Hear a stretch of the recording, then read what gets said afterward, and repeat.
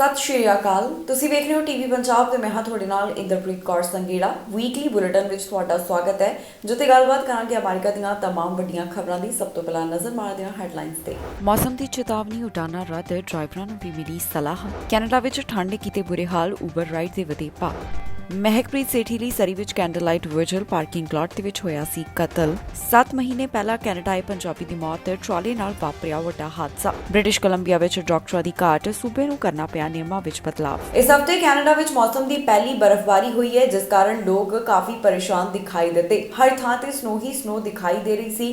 Environment Canada ਲਗਾਤਾਰ ਇਸ ਬਾਰੇ ਅਪਡੇਟ ਵੀ ਵੈਬਸਾਈਟ ਦੇ ਉੱਪਰ ਸਾਂਝੀ ਕਰ ਰਿਹਾ ਹੈ। ਇਸ ਹਫ਼ਤੇ ਕਈ ਉਡਾਨਾਂ ਸਨੋ ਦੇ ਕਾਰਨ ਰੱਦ ਹੋ ਗਈਆਂ ਤੇ ਸੜਕਾਂ ਦੇ ਉੱਪਰ ਲੋਕ ਵੀ ਫਸ ਗਏ। ਕੁਝ ਹਿੱਸਿਆਂ ਵਾਸਤੇ ਮੌਸਮ ਦੀ ਚੇਤਾਵਨੀ ਮਿਲੀ ਤੇ ਇਸ ਦੇ ਮੱਦੇਨਜ਼ਰ ਕਈ ਉਡਾਨਾਂ ਰੱਦ ਹੋ ਗਈਆਂ। ਦਰਅਸਲ ਬ੍ਰਿਟਿਸ਼ ਕੋਲੰਬੀਆ ਦੇ ਸਾਊਥ ਕੋਸਟ ਵੱਲ ਜੋ ਸਨੋਫਾਲ ਦੀ ਵਾਰਨਿੰਗ ਮਿਲੀ ਹੈ, ਇਸ ਦੌਰਾਨ 에ਅਰਪੋਰਟ ਵੱਲੋਂ ਉਡਾਨਾਂ ਰੱਦ ਕਰਨ ਦਾ ਐਲਾਨ ਕਰ ਦਿੱਤਾ ਗਿਆ। ਜੀ ਹਾਂ, ਇਸ ਸਭ ਤੋਂ ਬਾਅਦ ਵੈਨਕੂਵਰ ਇੰਟਰਨੈਸ਼ਨਲ 에ਅਰਪੋਰਟ ਵੱਲੋਂ ਦਰਜਨਾਂ ਉਡਾਨਾਂ ਰੱਦ ਕੀਤੀਆਂ ਜਾ ਰਹੀਆਂ ਹਨ। ਇਸ ਬਾਰੇ ਵੈਸਟ ਜੈਟ ਵੱਲੋਂ ਵੀ ਪੁਸ਼ਟੀ ਕੀਤੀ ਗਈ, ਜਿੱਥੇ ਉਹਨਾਂ ਨੇ ਦੱਸਿਆ ਕਿ ਕਿੰਨੀਆਂ ਉਡਾਨਾਂ ਹੁਣ ਰੱਦ ਕੀਤੀਆਂ ਜਾਣਗੀਆਂ। ਇਹ ਕਦਮ ਉਹਨਾਂ ਵੱਲੋਂ ਖਰਾਬ ਮੌਸਮ ਨੂੰ ਧਿਆਨ ਵਿੱਚ ਰੱਖਦਿਆਂ ਹੀ ਚੁੱਕਿਆ ਗਿਆ। ਏਅਰ ਕੈਨੇਡਾ ਵੱਲੋਂ ਜੋ ਜ਼ਿਆਦਾਤਰ ਉਡਾਨਾਂ ਰੱਦ ਕੀਤੀਆਂ ਗਈਆਂ, ਉਹ ਜਾਂ ਤਾਂ ਬ੍ਰਿਟਿਸ਼ ਕੋਲੰਬੀਆ ਦੇ ਵੱਲ ਜਾਣ ਵਾਲੀਆਂ ਜਾਂ ਫਿਰ ਉੱਥੋਂ ਆਉਣ ਵਾਲੀਆਂ ਸਨ। ਅਧਿਕਾਰੀਆਂ ਵੱਲੋਂ ਜ਼ਿਆਦਾ ਸਨੋਫਾਲ ਦੀ ਚੇਤਾਵਨੀ ਜਾਰੀ ਕੀਤੀ ਜਾ ਰਹੀ ਹੈ, ਜਿੱਥੇ 에ਅਰਪੋਰਟ ਦੇ ਉੱਪਰ ਵੀ ਹੁਣ ਇਸ ਸੰਬੰਧੀ ਕਈ ਕਦਮ ਚੁੱਕੇ ਜਾ ਰਹੇ ਨੇ। ਯਾਤਰੀਆਂ ਨੂੰ ਵੀ ਅਪੀਲ ਕੀਤੀ ਗਈ ਹੈ ਕਿ ਉਹ ਵੈਬਸਾਈਟ ਦੇ ਉੱਪਰ ਆਪਣੀ ਉਡਾਨ ਦਾ ਸਟੇਟਸ ਜ਼ਰੂਰ ਦੇਖਦੇ ਰਹਿਣ। ਜ਼ਿਕਰਯੋਗ ਹੈ ਕਿ এনवायरमेंट ਕੈਨੇਡਾ ਦੇ ਦੱਸਣ ਮੁਤਾਬਕ ਨਾਰਥ ਵੈਨਕੂਵਰ, ਕੋਕੋਇਟਲਮ, ਮੇਪਲ ਰਿਜ ਵਿੱਚ 10 ਤੋਂ 20 ਸੈਂਟੀਮੀਟਰ ਤੱਕ ਸਨੋ ਪੈਣ ਦੀ ਸੰਭਾਵਨਾ ਹੈ। ਵੈਨਕੂਵਰ, ਵਰਨਵੀ, ਨਿਊ ਵੈਸਟਮਿੰਸਟਰ, ਸਰੀ, ਲੈਂਗਲੀ, ਐਬਸਫੋਰਡ ਦੇ ਵਿੱਚ 10 ਤੋਂ 15 ਸੈਂਟੀਮੀਟਰ ਤੱਕ ਸਨੋ ਪਏਗੀ। ਰਿਚਮੰਡ ਤੇ ਡੈਲਟਾ ਵਾਸਤੇ ਇਹ ਜਾਣਕਾਰੀ 5 ਤੋਂ 10 ਸੈਂਟੀਮੀਟਰ ਸਨੋ ਦੀ ਦਿੱਤੀ ਜਾ ਰਹੀ ਹੈ। এনवायरमेंट ਕੈਨੇਡਾ ਦੇ ਦੱਸਣ ਮੁਤਾਬਕ ਲੋਅਰ ਮੇਨਲੈਂਡ ਦੇ ਵਿੱਚ ਖਾਸ ਤੌਰ ਦੇ ਉੱਪਰ ਇਸ ਦਾ ਅਸਰ ਦੇਖਣ ਨੂੰ ਮਿਲੇਗਾ, ਜਿੱਥੇ ਜੋ ਰਸਤੇ ਦੇ ਉੱਪਰ ਜਾਣ ਵਾਲੇ ਡਰਾਈਵਰ ਨੇ ਉਹਨਾਂ ਨੂੰ ਖਾਸ ਖਿਆਲ ਰੱਖਣ ਦੀ ਸਲਾਹ ਦਿੱਤੀ ਗਈ ਹੈ। ਕੈਨੇਡਾ ਵਿੱਚ ਠੰਡ ਨੇ ਕਾਫੀ ਜ਼ਿਆਦਾ ਬੁਰੇ ਹਾਲ ਕਰ ਦਿੱਤੇ। ਹਰ ਪਾਸੇ ਸਨੋ ਦਿਖਾਈ ਦਿੱਤੀ। ਮੌਸਮ ਦੀ ਪਹਿਲੀ ਸਨੋ ਪਈ, ਜਿਸ ਕਾਰਨ ਕਾਫੀ ਹਿੱਸੇ ਪ੍ਰਭਾਵਿਤ ਹੋਏ ਨੇ। ਇਸ ਤੋਂ ਬਾਅਦ ਲੋਕਾਂ ਨੂੰ ਵੀ ਕਾਫੀ ਪਰੇਸ਼ਾਨੀ ਦਾ ਸਾਹਮਣਾ ਕਰਨਾ ਪਿਆ, ਜਿੱਥੇ ਲੋਕ ਸੜਕਾਂ ਦੇ ਉੱਪਰ ਫਸ ਗਏ ਤੇ ਇਹ ਵੀ ਦੇਖਣ ਦੇ ਵਿੱਚ ਆਇਆ ਕਿ ਉਬਰ ਦੇ ਰੇਟ ਵੀ ਇੱਕਦਮ ਵੱਧ ਗਏ, ਜਿਸ ਤੋਂ ਬਾਅਦ ਕਈ ਤਰ੍ਹਾਂ ਦੇ ਸਵਾਲ ਖੜੇ ਕੀਤੇ ਗਏ। ਕੈਨੇਡਾ ਦੇ ਕਈ ਹਿੱਸਿਆਂ ਵਿੱਚ ਇਸ ਸਮੇਂ ਬੇਹੱਦ ਠੰਡ ਪੈ ਰਹੀ ਹੈ। ਹੁਣ ਹਰ ਜਗ੍ਹਾ ਸਨੋ ਹੀ ਦਿਖਾਈ ਦੇ ਰਹੀ ਹੈ। ਇਸ ਸਨੋ ਦੇ ਕਾਰਨ ਵੱਡੀ ਗਿਣਤੀ ਦੇ ਵਿੱਚ ਲੋਕ ਪਰੇਸ਼ਾਨ ਹੋਏ। ਕੁਝ ਲੋਕ ਸੜਕਾਂ ਤੇ ਫਸ ਗਏ ਤੇ ਕਈਆਂ ਦੇ ਘਰਾਂ ਦੀ ਬਿਜਲੀ ਗੁੱਲ ਹੋ ਗਈ। ਇਸ ਸਭ ਦੇ ਦੌਰਾਨ ਖਬਰ ਸਾਹਮਣੇ ਆ ਰਹੀ ਹੈ ਕਿ ਉਬਰ ਰਾਈਡ ਦੇ ਵੀ ਅਚਾਨਕ ਭਾਅ ਵੱਧ ਗਏ, ਜਿਸ ਤੋਂ ਬਾਅਦ ਹੁਣ ਗ੍ਰਾਹਕਾਂ ਵੱਲੋਂ ਸਵਾਲ ਪੁੱਛੇ ਜਾ ਰਹੇ ਨੇ। ਇਸ ਸਭ ਬਾਰੇ ਪੈਸੇਂਜਰ ਟਰਾਂਸਪੋਰਟੇਸ਼ਨ ਬੋਰਡ ਤੋਂ ਜੋ ਜਾਣਕਾਰੀ ਮਿਲੀ ਹੈ, ਉਹਨਾਂ ਦਾ ਕਹਿਣਾ ਹੈ ਕਿ ਉਬਰ ਅਤੇ ਲਿਫਟ ਵਰਗੀਆਂ ਸੇਵਾਵਾਂ ਵਾਸਤੇ ਕੀਮਤਾਂ ਦੀ ਵਾਧਾ ਵਪਾਰਕ ਮੰਡਲ ਦਾ ਹਿੱਸਾ ਹੈ, ਜਦੋਂ ਕਿ ਟੈਕਸੀਆਂ ਮੀਟਰ ਦੀ ਕੀਮਤ ਤੋਂ ਵੱਧ ਨਹੀਂ ਲੈ ਸਕਣਗੀਆਂ। ਉਹ ਨਿਯਮਾਂ ਦੇ ਇੱਕ ਵੱਖਰੇ ਸਮੂਹ ਦੇ ਅਧੀਨ ਕੰਮ ਕਰਦੀਆਂ ਨੇ।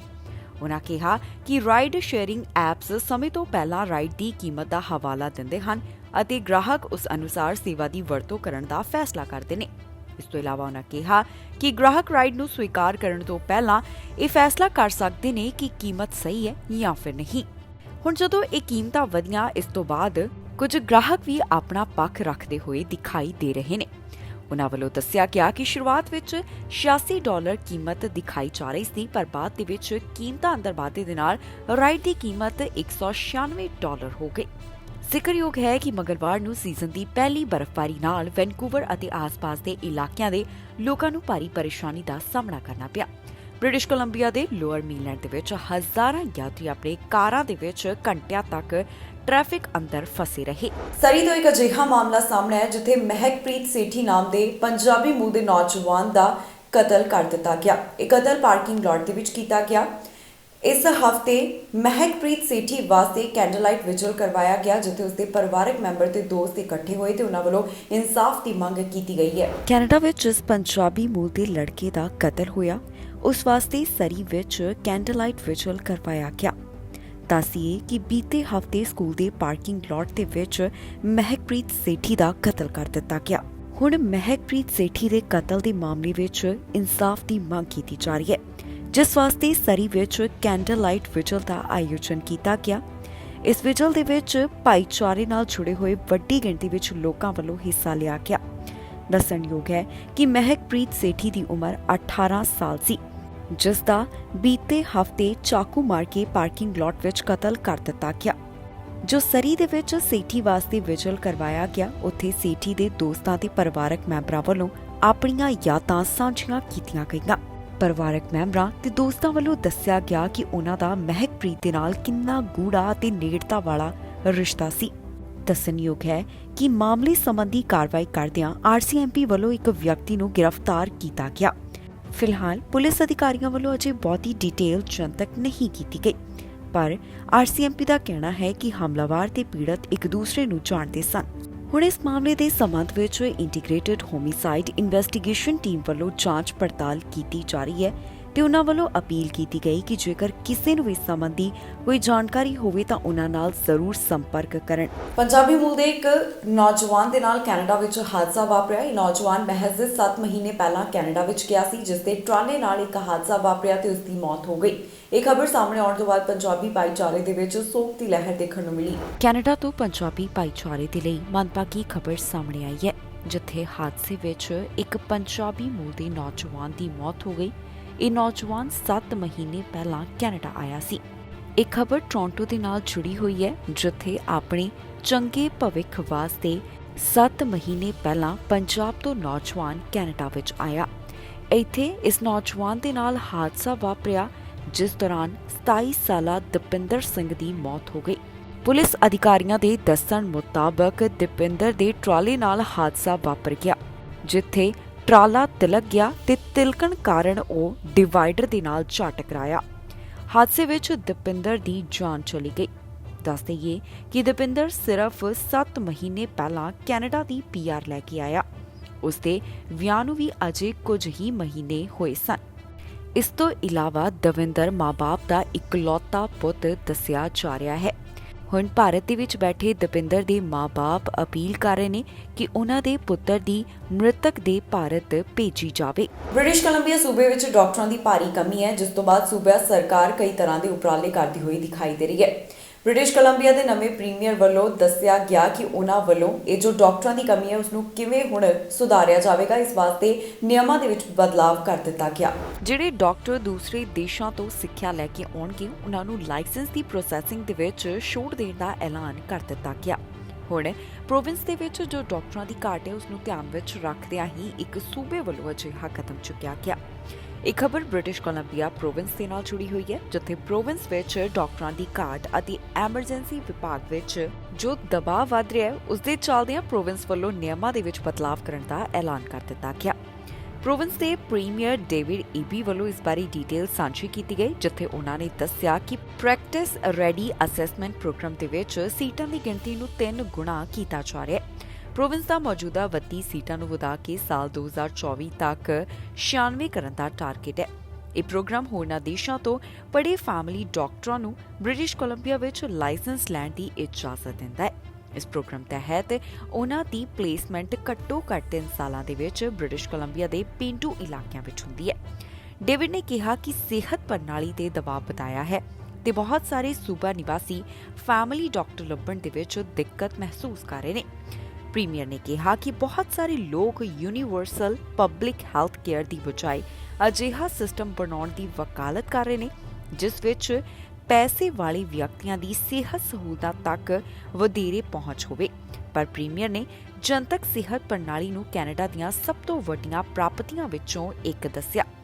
ਈਬੀ ਦਾ ਕਹਿਣਾ ਹੈ ਕਿ ਅਸੀਂ ਇੱਕ ਬਿਹਤਰ ਸਿਹਤ ਸੰਭਾਲ ਪ੍ਰਣਾਲੀ ਵਾਸਤੇ ਆਪਣੇ ਤਰੀਕੇ ਦਾ ਨਿੱਜੀਕਰਨ ਨਹੀਂ ਕਰ ਸਕਦੇ। ਨਵੇਂ ਨਿਯਮਾਂ ਦੇ ਬਾਰੇ ਡਿਟੇਲ ਸਾਂਝੀ ਕਰਦਿਆਂ ਉਹਨਾਂ ਨੇ ਕਿਹਾ ਕਿ ਅੰਤਰਰਾਸ਼ਟਰੀ ਸਿੱਖਿਆ ਪ੍ਰਾਪਤ ਡਾਕਟਰ ਜੋ ਕਿ ਫਿਲਹਾਲ ਲਾਇਸੈਂਸ ਲੈਣ ਲਈ ਯੋਗ ਨਹੀਂ, ਹੁਣ ਐਸੋਸੀਏਟ ਫਿਜ਼ੀਸ਼ੀਅਨ ਕਾਲਜ ਵਾਸਤੇ ਯੋਗ ਹੋ ਸਕਣਗੇ। ਐਸੋਸੀਏਟ ਡਾਕਟਰ ਇੱਕ ਹੈਲਥ ਅਥਾਰਟੀ ਦੇ ਅੰਦਰ 1000 ਡਾਕਟਰਾਂ ਦੇ ਨਿਰਦੇਸ਼ਨ ਅਤੇ ਨਿਗਰਾਨੀ ਹੇਠ ਮਰੀਜ਼ਾਂ ਦੀ ਦੇਖਭਾਲ ਕਰ ਸਕਦੇ ਹਨ। ਏਬੀ ਦਾ ਕਹਿਣਾ ਹੈ ਕਿ ਹੁਣ ਯੂਐਸ ਵਿੱਚੋਂ ਸਿੱਖਿਆ ਪ੍ਰਾਪਤ ਡਾਕਟਰਾਂ ਨੂੰ ਬ੍ਰਿਟਿਸ਼ ਕੋਲੰਬੀਆ ਦੇ ਕਮਿਊਨਿਟੀ ਸੈਂਟਰਾਂ ਸਮੇਤ ਪ੍ਰਾਇਮਰੀ ਕੇਅਰ ਸੈਂਟਰ ਆਦਿ ਥਾਵਾਂ ਤੇ ਪ੍ਰੈਕਟਿਸ ਕਰਨ ਵਾਸਤੇ ਨਿਯਮਾਂ ਅੰਦਰ ਬਦਲਾਵ ਕੀਤਾ ਜਾ ਰਿਹਾ ਹੈ। ਓਨਟਾਰੀਓ ਦੇ ਵਿੱਚ ਸਿੱਖਾਂ ਵੱਲੋਂ ਲਗਾਤਾਰ ਕਾਫੀ ਸੇਵਾ ਕੀਤੀ ਜਾ ਰਹੀ ਹੈ। ਇੱਕ ਵਾਰ ਫਿਰ ਤੋਂ ਸੇਵਾ ਕੀਤੀ ਗਈ, ਜਿੱਥੇ ਖੂਨਦਾਨ ਦੇ ਕੈਂਪ ਦੇ ਬਾਰੇ ਡਿਟੇਲ ਸਾਹਮਣੇ ਆਈ ਹੈ। ਇਸ ਬਾਰੇ ਸਾਰੀ ਜਾਣਕਾਰੀ ਤੁਹਾਨੂੰ ਦੇਵਾਂਗੇ ਇਸ ਖਬਰ ਵਿੱਚ। ਮਨੁੱਖਤਾ ਦੀ ਸੇਵਾ ਦੇ ਲਈ ਸਿੱਖ ਕੌਮ ਹਰ ਥਾਂ ਅੱਗੇ। ਓਨਟਾਰੀਓ 'ਚ ਕਾਇਮ ਕੀਤੀ ਨਵੀਂ ਮਿਸਾਲ। ਕੈਨੇਡਾ ਦੇ ਬਲਜੀਤ ਸਿੰਘ ਘੁੰਮਣ ਪਿਛਲੇ 11 ਸਾਲਾਂ ਤੋਂ ਓਨਟਾਰੀਓ ਵਿੱਚ ਸਿੱਖਾਂ ਨੂੰ ਖੂਨਦਾਨ ਦੀ ਮਹੱਤਤਾ ਬਾਰੇ ਜਾਗਰੂਕ ਕਰ ਰਹੇ ਨੇ। ਇਹ ਸਿੱਖ ਸਿੱਖਿਆਵਾਂ ਅਤੇ ਕਦਰ ਕੀਮਤਾਂ ਦੇ ਅਨੁਸਾਰ ਦੂਜਿਆਂ ਨੂੰ ਵਾਪਸ ਦੇਣ ਦਾ ਇੱਕ ਮਹੱਤਵਪੂਰਨ ਤਰੀਕਾ ਹੈ। ਬਲਜੀਤ ਦਾ ਕਹਿਣਾ ਹੈ ਕਿ ਨਵੰਬਰ 1984 ਵਿੱਚ ਭਾਰਤ ਵਿੱਚ ਸਿੱਖ ਵਿਰੋਧੀ ਹਿੰਸਾ ਕਾਰਨ ਮਾਰੇ ਗਏ ਅੰਦਾਜ਼ਨ 3000 ਤੋਂ ਵੱਧ ਸਿੱਖਾਂ ਨੂੰ ਇਸ ਤਰੀਕੇ ਨਾਲ ਯਾਦ ਰੱਖਣ ਦੀ ਕਾਮਯਾਬ ਕੋਸ਼ਿਸ਼ ਕੀਤੀ ਜਾ ਰਹੀ ਹੈ। ਘੁੰਮਣ ਨੇ ਕਿਹਾ ਕਿ ਉਸ ਵੇਲੇ ਸਿੱਖਾਂ ਦਾ ਖੂਨ ਵਹਾਇਆ ਗਿਆ ਸੀ ਅਤੇ ਹੁਣ ਦੁਨੀਆ ਭਰ ਦੇ ਸਿੱਖ ਲੋਕ ਖੂਨਦਾਨ ਕਰ ਰਹੇ ਨੇ। ਓਨਟਾਰੀਓ ਦਾ ਇਹ ਗਰੁੱਪ ਪਿਛਲੇ 2 ਦਹਾਕਿਆਂ ਤੋਂ ਦੇਸ਼ ਵਿੱਚ ਕੈਨੇਡੀਅਨ ਬਲੱਡ ਸਰਵਿਸ ਦਾ ਸਭ ਤੋਂ ਪ੍ਰਮੁੱਖ ਭਾਈਵਾਲ ਰਿਹਾ ਹੈ। ਘੁੰਮਣ ਦਾ ਕਹਿਣਾ ਹੈ ਕਿ 1999 ਵਿੱਚ ਨੈਟਵਰਕ ਸ਼ੁਰੂ ਹੋਣ ਤੋਂ ਬਾਅਦ ਹੁਣ ਤੱਕ 1,60,000 ਤੋਂ ਵੱਧ ਜਾਨਾਂ ਬਚਾਈਆਂ ਜਾ ਚੁੱਕੀਆਂ ਨੇ। ਬਰੈਂਪਟਨ ਦੇ ਹਾਲ ਹੀ ਦੇ ਵਿੱਚ ਖੋਲੇ ਗਏ ਪਲਾਜ਼ਮਾ ਡੋਨਰ ਸੈਂਟਰ ਵਿੱਚ ਸ਼ਨੀਵਾਰ ਦੀ ਮੁਹਿੰਮ ਨੂੰ ਚਲਾਉਣ ਵਿੱਚ ਮਦਦ ਕਰਨ ਵਾਲੇ ਘੁੰਮਣ ਨੇ ਕਿਹਾ ਕਿ ਸਾਨੂੰ ਲੋਕਾਂ ਨੂੰ ਸਿੱਖਿਅਤ ਕਰਨਾ ਪਿਆ। ਜਿਵੇਂ ਕਿ ਪਹਿਲਾਂ ਸਾਡੇ ਲੋਕ ਖੂਨਦਾਨ ਕਰਨ ਤੋਂ ਡਰਦੇ ਸਨ, ਪਰ ਹੁਣ ਸਾਨੂੰ ਉਹਨਾਂ ਨੂੰ ਫੋਨ ਕਰਨ ਦੀ ਲੋੜ ਨਹੀਂ ਪੈਂਦੀ। ਉਹ ਖੁਦ ਟੈਲੀਫੋਨ ਕਰਕੇ ਆਉਂਦੇ ਨੇ ਤੇ ਖੂਨਦਾਨ ਕਰਦੇ ਨੇ। ਪ੍ਰਧਾਨ ਮੰਤਰੀ ਜਸਟਿਨ ਟਰੂਡੋ ਇਸ ਹਫ਼ਤੇ ਸਸਕੈਚੁਆਨ ਦੇ ਦੌਰੇ ਤੇ ਉੱਪਰ ਗਏ, ਜਿੱਥੇ ਉਹਨਾਂ ਵੱਲੋਂ ਮੂਲ ਨਿਵਾਸੀ ਭਾਈਚਾਰੇ ਨਾਲ ਮੁਲਾਕਾਤ ਕੀਤੀ ਗਈ। ਸ਼ੁਰੇਬਾਜ਼ੀ ਦੇ ਜੋ ਮਾਮਲੇ ਸਾਹਮਣੇ ਆਏ ਸਨ, ਉਸ ਤੋਂ ਬਾਅਦ ਪ੍ਰਧਾਨ ਮੰਤਰੀ ਨੇ ਇੱਥੇ ਮੁਲਾਕਾਤ ਇੰਡੀਜੀਅਸ ਕਮਿਊਨਿਟੀ ਨਾਲ ਕੀਤੀ ਹੈ, ਜਿੱਥੇ ਉਹਨਾਂ ਵੱਲੋਂ ਫੰਡਿੰਗ ਦਾ ਵੀ ਐਲਾਨ ਕੀਤਾ ਗਿਆ। ਪ੍ਰਧਾਨ ਮੰਤਰੀ ਜਸਟਿਨ ਟਰੂਡੋ ਵੱਲੋਂ $42.5 ਮਿਲੀਅਨ ਦਾ ਐਲਾਨ ਕੀਤਾ ਗਿਆ। ਇਸ ਨਾਲ ਸਸਕੈਚੁਆਨ ਦੇ ਮੂਲ ਨਿਵਾਸੀ ਭਾਈਚਾਰੇ ਦੀ ਮਦਦ ਕੀਤੀ ਜਾਵੇਗੀ। ਦਰਅਸਲ ਪ੍ਰਧਾਨ ਮੰਤਰੀ ਜਸਟਿਨ ਟਰੂਡੋ ਸਸਕੈਚੁਆਨ ਦੇ ਵਿੱਚ ਗਏ, ਜਿੱਥੇ ਉਹਨਾਂ ਵੱਲੋਂ ਮੂਲ ਨਿਵਾਸੀ ਭਾਈਚਾਰੇ ਵਾਸਤੇ $42.5 ਮਿਲੀਅਨ ਦੀ ਸਹਾਇਤਾ ਦਾ ਐਲਾਨ ਕੀਤਾ। ਪ੍ਰਧਾਨ ਮੰਤਰੀ ਟਰੂਡੋ ਨੇ ਸਸਕੈਚੁਆਨ ਦੇ ਜੇਮਸ ਸਮਿਥ ਕ੍ਰੀ ਨੇਸ਼ਨ ਲਈ ਅਗਲੇ 6 ਸਾਲਾਂ ਵਾਸਤੇ $42.5 ਮਿਲੀਅਨ ਦੀ ਸਹਾਇਤਾ ਦਾ ਐਲਾਨ ਕੀਤਾ। ਦੱਸਣਯੋਗ ਹੈ ਕਿ ਕੁਝ ਮਹੀਨੇ ਪਹਿਲਾਂ ਵਾਪਰੀਆਂ ਸ਼ੁਰੇਬਾਜ਼ੀ ਦੀਆਂ ਘਟਨਾਵਾਂ ਦੌਰਾਨ 10 ਵਿਅਕਤੀਆਂ ਦੀ ਮੌਤ ਹੋ ਗਈ ਤੇ 18 ਜਾਣੇ ਜ਼ਖਮੀ ਹੋਏ। ਪੁਲਿਸ ਵੱਲੋਂ James Smith Cree nation community ਵਿੱਚ ਐਮਰਜੈਂਸੀ ਐਲਾਨ ਕੀਤੀ ਗਈ ਸੀ। ਇਨ੍ਹਾਂ ਹਮਲਿਆਂ ਦੇ ਸਸਪੈਕਟ 32 ਸਾਲਾ ਮਾਈਲਸ ਦੀ ਬਾਅਦ ਦੇ ਵਿੱਚ ਪੁਲਿਸ ਹਿਰਾਸਤ ਅੰਦਰ ਮੌਤ ਹੋ ਗਈ। 31 ਸਾਲ ਦੇ ਸੈਂਡਰਸ ਦੀ ਲਾਸ਼ ਵੀ ਪੁਲਿਸ ਨੂੰ ਜਾਂਚ ਦੌਰਾਨ ਬਰਾਮਦ ਹੋਈ ਸੀ। ਪ੍ਰਧਾਨ ਮੰਤਰੀ ਨੇ ਫੰਡ ਦਾ ਐਲਾਨ ਕਰਨ ਤੋਂ ਪਹਿਲਾਂ ਜੇਮਸ ਸਮਿਥ ਕ੍ਰੀ ਨੇਸ਼ਨ ਦੇ ਵਿੱਚ ਕੁਝ ਨੇਤਾਵਾਂ ਅਤੇ ਪੀੜਤਾਂ ਦੇ ਨਾਲ ਤੇ ਉਹਨਾਂ ਦੇ ਪਰਿਵਾਰਕ ਮੈਂਬਰਾਂ ਨਾਲ ਮੁਲਾਕਾਤ ਕੀਤੀ। ਟਰੂਡੋ ਵੱਲੋਂ ਸਥਾਨਕ ਸਕੂਲ ਵਿੱਚ ਆਪਣੇ ਸੰਬੋਧਨ ਦੌਰਾਨ ਕਿਹਾ ਗਿਆ ਕਿ ਮੈਂ ਜਾਣਦਾ ਹਾਂ ਕਿ ਤੁਸੀਂ ਅਜੇ ਵੀ ਪਰੇਸ਼ਾਨ ਹੋ। ਭਾਈਚਾਰੇ ਦੇ ਮੈਂਬਰ ਹਾਲੇ ਵੀ ਹਰ ਦਿਨ ਇਸ ਨਾਲ ਜੂਝ ਰਹੇ ਨੇ। ਇਸ ਫੰਡਿੰਗ ਨਾਲ ਭਾਈਚਾਰੇ ਦੇ ਵਿੱਚ ਇੱਕ ਵੈਲਨੈਸ ਸੈਂਟਰ ਬਣਾਉਣਾ ਸ਼ਾਮਿਲ ਹੈ। ਇਸ ਤੋਂ ਇਲਾਵਾ ਭਾਈਚਾਰੇ ਵਾਸਤੇ ਮੈਂਟਲ ਹੈਲਥ ਸਮੇਤ ਕੁਝ ਹੋਰ ਪ੍ਰੋਗਰਾਮ ਵੀ ਚਲਾਏ ਜਾਣਗੇ। ਇਸ ਦੇ ਨਾਲ ਹੀ ਪੀਟਰ ਚੈਪਮੈਨ ਬੈਂਡ ਦੇ ਮੁਖੀ ਰਾਬਰਟ ਨੇ ਕਿਹਾ ਕਿ ਲੋਕ ਮਾਰੇ ਗਏ ਅਤੇ ਆਪਣੇ ਦੋਸਤਾਂ ਦੀਆਂ ਜ਼ਿੰਦਗੀਆਂ ਨੂੰ ਯਾਦ ਕਰ ਰਹੇ ਨੇ। ਇਹ ਯਾਦਾਂ ਭਾਈਚਾਰੇ ਨੂੰ ਅੱਗੇ ਵਧਣ ਵਿੱਚ ਮਦਦ ਕਰਨਗੀਆਂ। James Smith Cree Nation chief Wally ਨੇ ਕਿਹਾ ਕਿ ਨਵੇਂ ਵੈਲਨੈਸ ਸੈਂਟਰ ਦੇ ਨਿਰਮਾਣ ਦੇ ਵਿੱਚ ਮਦਦ ਵਾਸਤੇ ਪੂਰੇ ਭਾਈਚਾਰੇ ਨੂੰ ਇਕੱਠਾ ਹੋਣਾ ਚਾਹੀਦਾ ਹੈ।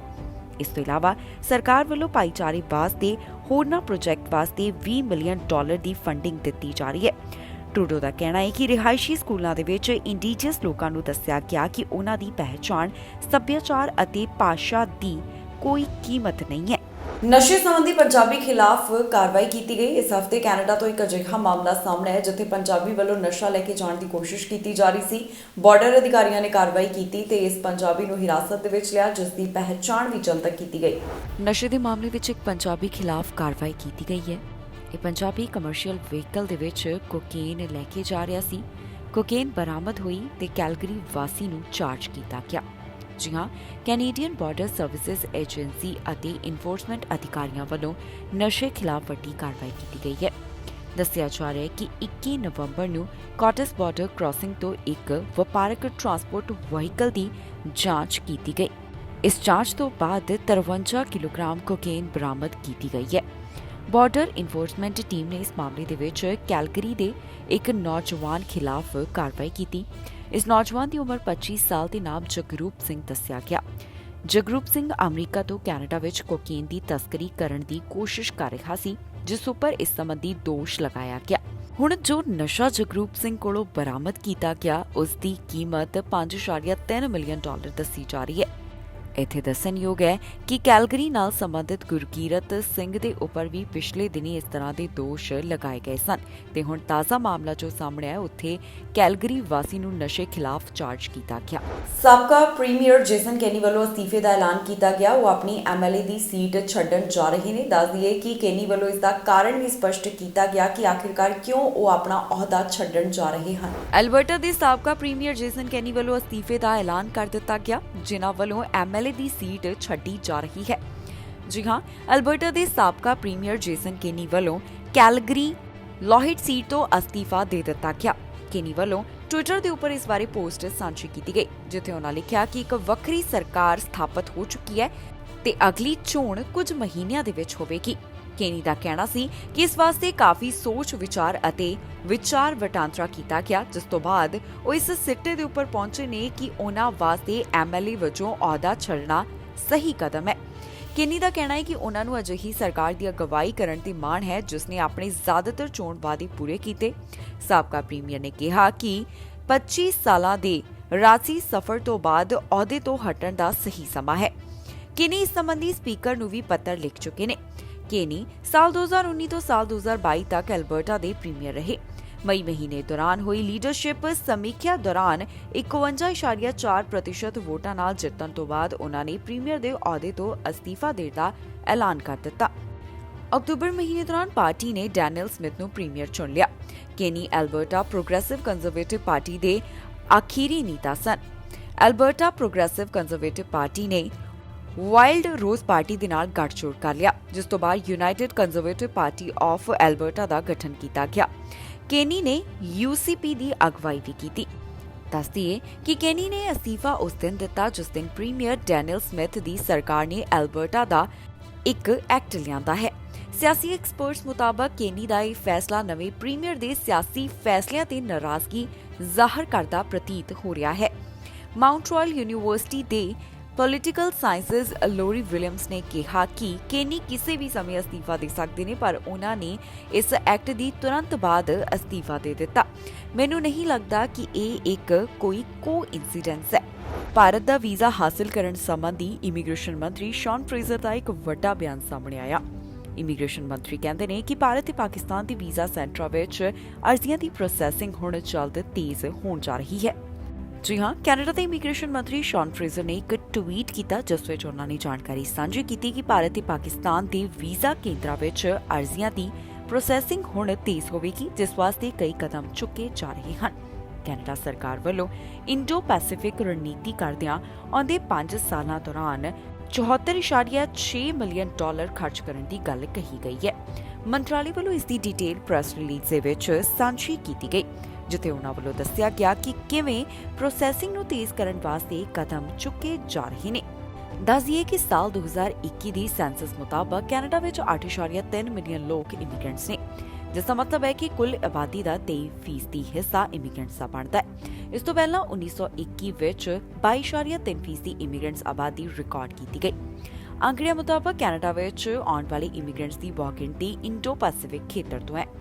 ਅੰਕੜੇ ਦੱਸਦੇ ਨੇ ਕਿ ਸਾਲ 2015 ਤੋਂ ਸਾਲ 2021 ਤੱਕ ਕੈਨੇਡਾ ਨੂੰ ਦੁਨੀਆ ਭਰ ਤੋਂ ਕੁੱਲ 23,74,030 ਸਟੱਡੀ ਵੀਜ਼ਾ ਅਰਜ਼ੀਆਂ ਹਾਸਲ ਹੋਈਆਂ, ਜਿਨ੍ਹਾਂ ਵਿੱਚੋਂ 1/3 ਤੋਂ ਵੱਧ ਸਿਰਫ ਭਾਰਤ ਦੇ ਨਾਲ ਸੰਬੰਧਿਤ ਨੇ। ਦੂਸਰਾ ਸਥਾਨ ਚੀਨ ਤੋਂ ਅਰਜ਼ੀਆਂ ਦੇਣ ਵਾਲੇ ਬਿਨੇਕਾਰਾਂ ਦਾ ਸੀ। ਕੈਨੇਡਾ ਦੇ ਇਮੀਗ੍ਰੇਸ਼ਨ, ਰਿਫਿਊਜੀਜ਼ ਐਂਡ ਸਿਟੀਜ਼ਨਸ਼ਿਪ ਵਿਭਾਗ ਵੱਲੋਂ ਅੰਕੜੇ ਸਾਂਝੇ ਕਰਦਿਆਂ ਦੱਸਿਆ ਗਿਆ ਕਿ ਸਾਲ 2015 ਤੋਂ ਸਾਲ 2020 ਦਰਮਿਆਨ 3,29,080 ਵਿਅਕਤੀਆਂ ਨੇ ਕੈਨੇਡਾ ਦੀ ਪੀਆਰ ਹਾਸਲ ਕੀਤੀ, ਜਿਨ੍ਹਾਂ ਵਿੱਚੋਂ ਪਹਿਲਾ ਸਥਾਨ ਭਾਰਤੀ ਮੂਲ ਦੇ ਵਿਅਕਤੀਆਂ ਦਾ ਹੈ। ਭਾਰਤੀ ਮੂਲ ਦੇ 3 ਲੱਖ ਤੋਂ ਵਧੇਰੇ ਵਿਅਕਤੀਆਂ ਨੇ ਇਸ ਵੇਲੇ ਪੀਆਰ ਹਾਸਲ ਕੀਤੀ ਹੈ। ਇਨ੍ਹਾਂ ਅੰਕੜਿਆਂ ਮੁਤਾਬਕ ਕੈਨੇਡਾ ਦੀ ਪੀਆਰ ਲੈਣ ਵਾਲੇ ਵਿਅਕਤੀਆਂ ਵਿੱਚ ਫਿਲੀਪੀਨਸ ਦੇਸ਼ਾਂ ਨਾਲ ਸੰਬੰਧਿਤ ਵਿਅਕਤੀ ਦੂਸਰੇ ਅਤੇ ਚੀਨੀ ਮੂਲ ਦੇ ਤੀਸਰੇ ਸਥਾਨ ਦੇ ਉੱਪਰ ਹਨ। ਇਸ ਤੋਂ ਇਲਾਵਾ ਇਮੀਗ੍ਰੇਸ਼ਨ ਦੇ ਰਾਹ ਦੇ ਵਿੱਚ ਬੈਕਲੌਗ ਇੱਕ ਵੱਡੀ ਚੁਣੌਤੀ ਬਣਿਆ ਹੋਇਆ ਹੈ। ਇਮੀਗ੍ਰੇਸ਼ਨ ਅਰਜ਼ੀਆਂ ਦੀ ਜੋ ਪ੍ਰੋਸੈਸਿੰਗ ਲੇਟ ਹੋ ਰਹੀ ਹੈ ਉਸ ਦੇ ਪਿੱਛੇ ਕਾਰਨ ਹੈ ਫਾਈਲਾਂ ਦਾ ਵੱਡਾ ਬੈਕਲੌਗ। ਦੱਸਿਆ ਜਾ ਰਿਹਾ ਹੈ ਕਿ 2 ਮਿਲੀਅਨ ਤੋਂ ਵੱਧ ਫਾਈਲਾਂ ਦਾ ਬੈਕਲੌਗ ਅਜੇ ਵੀ ਜਮ੍ਹਾਂ ਹੈ, ਜਿਨ੍ਹਾਂ ਉੱਪਰ ਫੈਸਲਾ ਸੁਣਾਇਆ ਜਾਣਾ ਬਾਕੀ ਹੈ। ਹੈਮਬੋਰਡ ਬ੍ਰੋਨੋਕੋਸ ਮਾਮਲੇ ਦੇ ਵਿੱਚ ਤਾਜ਼ਾ ਅਪਡੇਟ ਸਾਹਮਣੇ ਆਈ ਹੈ, ਜਿੱਥੇ ਵਕੀਲ ਵੱਲੋਂ ਉਮੀਦ ਦਾ ਪ੍ਰਗਟਾਵਾ ਕੀਤਾ ਗਿਆ। ਵਕੀਲ ਨੂੰ ਉਮੀਦ ਹੈ ਕਿ ਜਸਕੀਰਤ ਨੂੰ ਡਿਪੋਰਟ ਕਰਨ ਤੋਂ ਪਹਿਲਾਂ ਇੱਕ ਬਹਿਸ ਦਾ ਮੌਕਾ ਮਿਲ ਸਕੇਗਾ। ਇਸ ਮਾਮਲੇ ਬਾਰੇ ਹੋਰ ਕੀ ਹੁਣ ਤੱਕ ਦੀ ਅਪਡੇਟ ਸਾਹਮਣੇ ਆਈ ਹੈ, ਤੁਹਾਨੂੰ ਦੱਸਾਂਗੇ ਸਾਰੀ ਜਾਣਕਾਰੀ ਇਸ ਖਬਰ ਵਿੱਚ। ਹੈਮਬੋਰਡ ਬ੍ਰੋਨੋਕੋਸ ਮਾਮਲੇ ਦੀ ਤਾਜ਼ਾ ਅਪਡੇਟ ਸਾਹਮਣੇ ਆਈ ਹੈ, ਜਿੱਥੇ ਜਸਕੀਰਤ ਸਿੱਧੂ ਨੂੰ ਡਿਪੋਰਟ ਕੀਤੇ ਜਾਣ ਤੋਂ ਪਹਿਲਾਂ ਵਕੀਲ ਨੂੰ ਫੈਡਰਲ ਕੋਰਟ ਦੇ ਵਿੱਚ ਬਹਿਸ ਹੋਣ ਦੀ ਆਸ ਹੈ। ਦੱਸੀਏ ਕਿ ਜਸਕੀਰਤ ਸਿੰਘ ਨੂੰ ਹੈਮਬੋਰਡ ਬ੍ਰੋਨੋਕੋਸ ਦੇ ਮਾਮਲੇ ਵਿੱਚ 8 ਸਾਲ ਦੀ ਸਜ਼ਾ ਸੁਣਾਈ ਗਈ। ਜਸਕੀਰਤ ਨੇ ਸਾਲ 2018 ਦੇ ਹਾਦਸੇ ਵਾਸਤੇ ਖਤਰਨਾਕ ਡਰਾਈਵਿੰਗ ਦੇ ਇਲਜ਼ਾਮਾਂ ਵਿੱਚ ਜੋ ਆਪਣਾ ਜੁਰਮ ਕਬੂਲ ਕੀਤਾ, ਇਸ ਤਹਿਤ ਉਸ ਨੂੰ 8 ਸਾਲ ਦੀ ਸਜ਼ਾ ਸੁਣਾਈ ਗਈ ਸੀ। ਦੱਸ ਦਈਏ ਕਿ ਇਹ ਹਾਦਸਾ ਸਸਕੈਚੁਆਨ ਦੇ ਪੇਂਡੂ ਇਲਾਕੇ ਦੇ ਵਿੱਚ ਹੋਇਆ। ਜਿਸ ਵੇਲੇ ਇਹ ਘਟਨਾ ਵਾਪਰੀ ਉਸ ਦੌਰਾਨ ਜਸਕੀਰਤ ਟਰੱਕ ਚਲਾ ਰਿਹਾ ਸੀ ਤੇ ਇੰਟਰਸੈਕਸ਼ਨ ਤੇ ਬਣੇ ਸਟਾਪ ਸਾਈਨ ਤੇ ਨਹੀਂ ਰੁਕਿਆ, ਸਿੱਧਾ ਇੱਕ ਬੱਸ ਦੇ ਨਾਲ ਟਕਰਾ ਗਿਆ। ਇਹ ਬੱਸ ਹੈਮਬੋਰਡ ਬ੍ਰੋਨੋਕੋਸ ਦੀ ਹਾਕੀ ਟੀਮ ਨੂੰ ਲੈ ਕੇ ਜਾ ਰਹੀ ਸੀ। ਇਸ ਘਟਨਾ ਵਿੱਚ ਉਸ ਵੇਲੇ 16 ਜਾਣਿਆਂ ਦੀ ਜਾਨ ਚਲੀ ਗਈ ਤੇ 13 ਜਾਣੇ ਜ਼ਖਮੀ ਹੋਏ ਸਨ। ਮਾਰਚ ਮਹੀਨੇ ਕੈਨੇਡਾ ਬਾਰਡਰ ਸਰਵਿਸਿਜ਼ ਏਜੰਸੀ ਵੱਲੋਂ ਸਿਫਾਰਿਸ਼ ਕੀਤੀ ਗਈ ਕਿ ਸਿੱਧੂ ਦਾ ਮਾਮਲਾ ਇਮੀਗ੍ਰੇਸ਼ਨ ਐਂਡ ਰਿਫਿਊਜੀ ਬੋਰਡ ਨੂੰ ਦਿੱਤਾ ਜਾਵੇਗਾ ਤਾਂ ਕਿ ਉਨ੍ਹਾਂ ਨੂੰ ਭਾਰਤ ਡਿਪੋਰਟ ਕੀਤੇ ਜਾਣ ਬਾਰੇ ਫੈਸਲਾ ਲਿਆ ਜਾ ਸਕੇ। ਸਿੱਧੂ ਦੇ ਵਕੀਲ ਮਾਈਕਲ ਨੇ ਕਿਹਾ ਕਿ ਜੇਕਰ ਫੈਡਰਲ ਅਦਾਲਤ ਕੇਸ ਦੀ ਸੁਣਵਾਈ ਨਾ ਕਰਨ ਦਾ ਫੈਸਲਾ ਕਰਦੀ ਹੈ ਤਾਂ ਦੇਸ਼ ਨਿਕਾਲੇ ਦੀ ਪ੍ਰੋਸੈਸਿੰਗ ਅੱਗੇ ਵਧੇਗੀ। ਵਕੀਲ ਮਾਈਕਲ ਨੇ ਕਿਹਾ ਕਿ ਫੈਡਰਲ ਕੋਰਟ ਕੋਲ ਸਾਰੀਆਂ ਲਿਖਤੀ ਦਲੀਲਾਂ ਜੁਲਾਈ ਦੇ ਵਿੱਚ ਦਰਜ ਕੀਤੀਆਂ ਗਈਆਂ। ਉਨ੍ਹਾਂ ਦਾ ਕਹਿਣਾ ਹੈ ਕਿ ਆਮ ਤੌਰ ਦੇ ਉੱਪਰ ਜਦੋਂ ਸਮਾਂ ਲੱਗਦਾ ਹੈ, ਇਸ ਦਾ ਮਤਲਬ ਹੈ ਕਿ ਤੁਹਾਡੇ ਕੋਲ ਬਹਿਸ ਕਰਨ ਦਾ ਸਮਾਂ ਹੈ। ਇਹ ਇੱਕ ਹਾਈ ਪ੍ਰੋਫਾਈਲ ਕੇਸ ਹੈ, ਇਸ ਵਾਸਤੇ ਇੱਕ ਜੱਜ ਹੋਰ ਸਾਵਧਾਨ ਰਹਿਣਾ ਪਸੰਦ ਕਰੇਗਾ। ਜ਼ਿਕਰਯੋਗ ਹੈ ਕਿ ਪੈਰੋਲ ਬੋਰਡ ਆਫ ਕੈਨੇਡਾ ਨੇ ਜੁਲਾਈ ਦੌਰਾਨ ਸਿੱਧੂ ਨੂੰ 6 ਮਹੀਨਿਆਂ ਦੀ ਡੇ ਪੈਰੋਲ ਦਿੱਤੀ ਸੀ। ਬੋਰਡ ਦਾ ਕਹਿਣਾ ਸੀ ਕਿ ਜੇਕਰ ਉਹ ਪੀੜਤ ਪਰਿਵਾਰਾਂ ਨਾਲ ਸੰਪਰਕ ਨਾ ਕਰਨ ਸਮੇਤ ਹੋਰ ਸ਼ਰਤਾਂ ਦਾ ਪਾਲਣਾ ਕਰਦੇ ਨੇ ਤਾਂ ਉਨ੍ਹਾਂ ਨੂੰ ਪੂਰੀ ਪੈਰੋਲ ਦੇ ਦਿੱਤੀ ਜਾਵੇਗੀ। ਗ੍ਰੀਨ ਨੇ ਕਿਹਾ ਕਿ ਡੇ ਪੈਰੋਲ ਦਾ ਮਤਲਬ ਹੈ ਕਿ ਉਹ ਘਰ ਦੇ ਵਿੱਚ ਹਨ, ਉਹ ਆਪਣੀ ਪਤਨੀ ਦੇ ਨਾਲ ਨੇ ਤੇ ਮੈਂ ਤੁਹਾਨੂੰ ਨਹੀਂ ਦੱਸ ਸਕਦਾ ਕਿ ਉਹ ਕਿੰਨਾ ਕੁ ਖੁਸ਼ ਹੈ। ਗ੍ਰੀਨ ਨੇ ਕਿਹਾ ਕਿ ਭਾਵੇਂ ਉਸ ਨੂੰ ਅਦਾਲਤ ਦੇ ਵਿੱਚ ਅਪੀਲ ਕਰਨ ਦੀ ਇਜਾਜ਼ਤ ਦਿੱਤੀ ਜਾਂਦੀ ਹੈ ਅਤੇ ਉਹ ਸਫਲ ਵੀ ਹੋ ਜਾਂਦਾ ਹੈ ਤਾਂ ਵੀ ਮਾਮਲਾ ਇੱਕ ਹੋਰ ਸਮੀਖਿਆ ਵਾਸਤੇ ਕੈਨੇਡਾ ਬਾਰਡਰ ਸਰਵਿਸਿਜ਼ ਏਜੰਸੀ ਨੂੰ ਵਾਪਸ ਭੇਜਿਆ ਜਾਵੇਗਾ।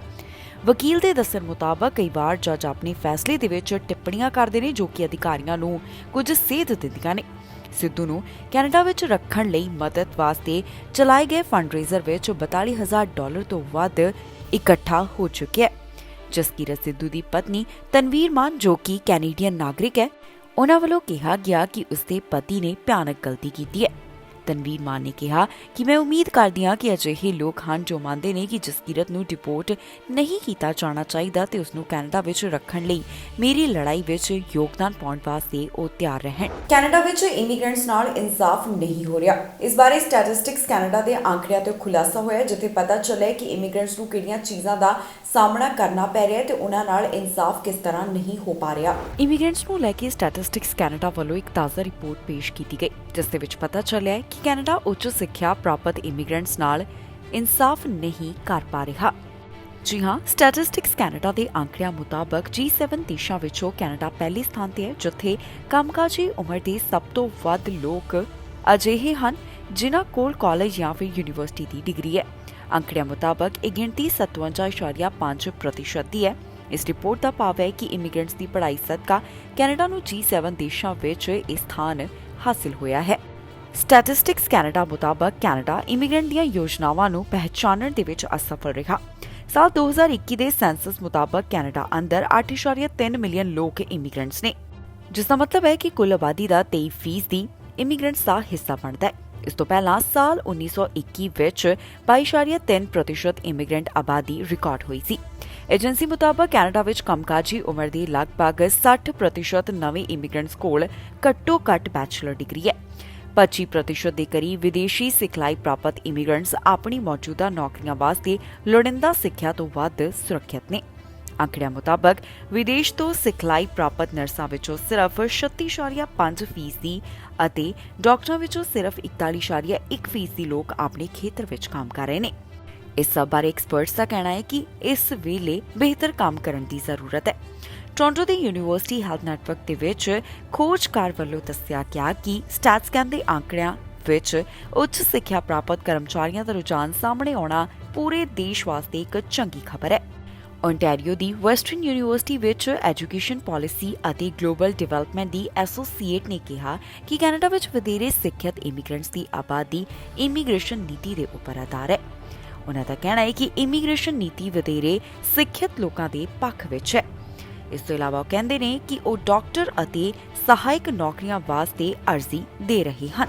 ਇਸ ਦੇ ਨਾਲ ਜਾਂਦੇ ਇੱਕ ਵਾਰ ਫਿਰ ਤੋਂ ਨਜ਼ਰ ਮਾਰਦੇ ਹਾਂ ਹੈਡਲਾਈਨਸ ਤੇ। ਮੌਸਮ ਦੀ ਚੇਤਾਵਨੀ, ਉਡਾਨਾਂ ਰੱਦ, ਡਰਾਈਵਰਾਂ ਨੂੰ ਵੀ ਮਿਲੀ ਸਲਾਹ। ਕੈਨੇਡਾ ਵਿੱਚ ਠੰਡ ਨੇ ਕੀਤੇ ਬੁਰੇ ਹਾਲ, ਉਬਰ ਰਾਈਡ ਦੇ ਵਧੇ ਭਾਅ। ਮਹਿਕਪ੍ਰੀਤ ਸੇਠੀ ਲਈ ਸਰੀ ਵਿੱਚ ਕੈਂਡਲ ਲਾਈਟ ਵਿਜਲ ਪਾਰਕਿੰਗ ਪਲਾਟ ਦੇ ਵਿੱਚ ਹੋਇਆ ਸੀ ਕਤਲ।